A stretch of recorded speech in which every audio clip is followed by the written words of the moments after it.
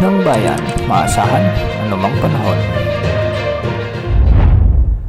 Magandang araw po sa ating lahat. Narito na ang latest update sa lagay ng ating panahon ngayon at sa magiging lagay ng ating panahon sa susunod na 24 oras. Sa kasalukuyan nga ay Intertropical Convergence Zone o ITCZ pa rin ang nakakaapekto sa Southern Mindanao, samantalang Easterlies ang nakakaapekto naman sa nalalabing bahagi ng ating bansa. Dahil nga sumiiral na Intertropical Convergence Zone ay makikita natin sa ating satellite animations na may mga kaulapan sa bahagi ng Davao Region, Soc-Sargen at BARMM.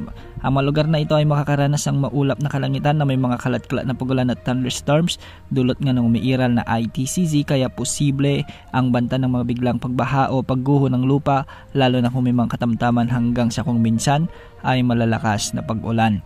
Sa nalalabing bahagi ng Mindanao ay magiging bahagyang maulap hanggang sa maulap naman ang mga kakalangitan na may mga isolated rain showers and thunderstorms dulot pa rin ng umiiral na ITCZ. Hindi rin inaalis ang posibilidad o banta ng mga biglang pagbaha o pagguho ng lupa, lalo na kung may mga severe thunderstorms. Sa Luzon ay makikita natin na may mga kaulapan naman sa bahagi ng Northern at Central Luzon at ito ay mga localized thunderstorms na nagdudulot ng mga kalat-kalat na pag-ulan. Sa Metro Manila at nalalabing bahagi ng Luzon ay magiging bagyang maulap hanggang sa maulap naman ang mga papawirin na may mga kasamang isolated rain showers and thunderstorms. Dulot pa rin ito ng umiiral na easterlies. Sa Visayas hanggang sa Palawan naman ay halos malinis naman ang mga kaulapan sa mga lugar dito, ngunit hindi rin inaalis ang posibilidad ng mga kalat-kalat na pag-ulan at thunderstorms. Hindi rin inaalis ang posibilidad ng banta ng mga biglang pagbaha o pagguho ng lupa, lalo na kung may mga umiiral na severe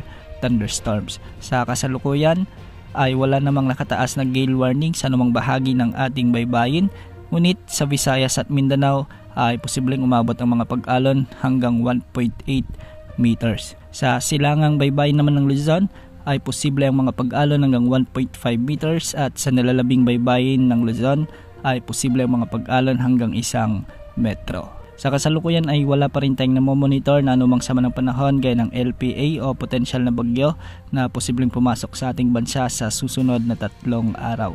Ngunit base sa latest Tropical Cyclone Threat Potential Forecast ng Pag-asa, sa huling linggo ng Abril ay posibleng may mabuong LPA sa timog silangan ng Mindanao, ngunit mababa naman ang tsansa nitong lumakas bilang isang bagyo. Kung papasok man ito sa ating PAR, ay magpapaulan lamang ito sa bahagi ng Eastern Mindanao. Pagsapit naman ng unang linggo ng Mayo ay posible na may nagbabantang LPA at hindi rin inaalis ang posibilidad na lalakas ito bilang bagyo. Dahil matagal pa at malayo pa, marami pa ang pagbabagong aasahan.